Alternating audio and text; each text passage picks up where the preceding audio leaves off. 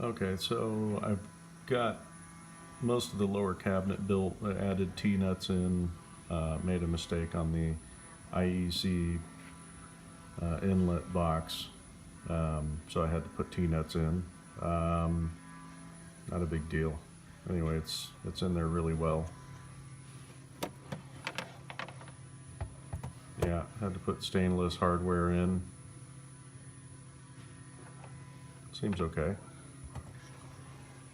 This is the power distribution box, I think. I don't know what it's actually called, but anyway, it goes right here. Coin door ready to go. Supports for the legs.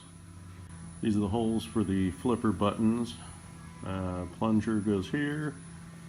See the coin door ready to go. The power distribution box is there, and then this is the leg bolts backing plate with threaded inserts.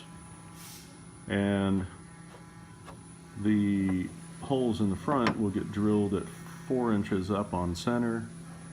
The leg holes in the back are 2 inches up on center to the bottom hole. That's pretty much it. Looks good. So I got the power switch mounted, which is part of the power distribution.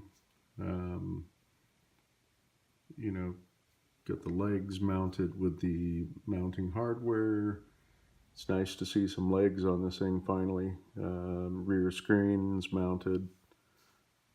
That's pretty much it.